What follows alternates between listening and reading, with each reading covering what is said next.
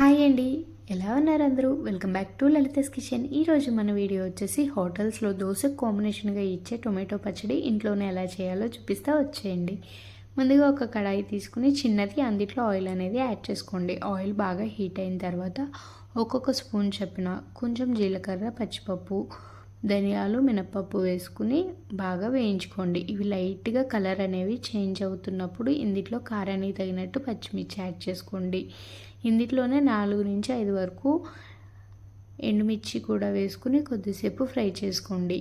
పచ్చిమిర్చి, ఎండుమిర్చి లైట్గా వేగిన తర్వాత ఇందులో ఒక 4 నుంచి 5 వరకు టొమాటోలను తీసుకుని ఇలా పెద్ద ముక్కలుగా కట్ చేసి వేసుకుని ఒక గుప్పెడు వరకు కొత్తిమీర కూడా వేసుకుని ఒక చిన్న నిమ్మకాయ సైజ్ అంత చింతపండు, పావు స్పూన్ వరకు పసుపు వేసుకుని ఒకసారి బాగా కలుపుకోండి. ఇప్పుడు ఇందులోనే టొమాటోలు కొంచెం త్వరగా మగ్గటం కోసం సాల్ట్ అనేది లైట్గా యాడ్ చేసుకుని కలపకుండా మూత పెట్టేసి మీడియం టు లో ఫ్లేమ్లోనే టొమాటో అనేది సాఫ్ట్గా అయ్యేంత వరకు మగ్గించుకోండి.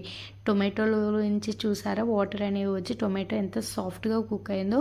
ఇలా సాఫ్ట్గా కుక్ అయిన తర్వాత స్టవ్ ఆఫ్ చేసుకుని ఒక 10 మినిట్స్ పాటు చల్లారి పెట్టుకోండి. ఇది చల్లారిన తర్వాత ఒక మిక్సీ జార్ తీసుకుని అందులో 4 నుంచి 5 వరకు వెల్లుల్లి రెబ్బలు వేసుకుని మనం మగ్గించుకున్న టొమాటోలను కూడా మొత్తం అంతా వేసుకుని లైట్గా సాల్ట్ అనేది యాడ్ చేసుకోండి. ఇందాక మనం టొమాటోస్ మగ్గటం కోసం వేసాము, సో చూసుకుని సాల్ట్ అనేది యాడ్ చేసుకుని మెత్తగా బ్లెండ్ చేసుకోండి. మనం చేసుకుంటుంది టిఫిన్స్లో కాబట్టి పచ్చడి అనేది మెత్తగా బ్లెండ్ చేసేసుకోవాలి.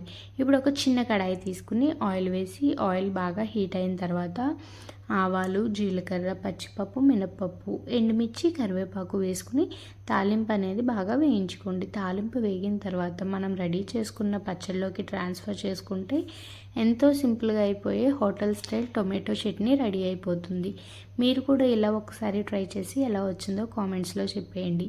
అంతే ఈ వీడియో. Bye. Thank you for watching. Please do like, share and subscribe to my channel.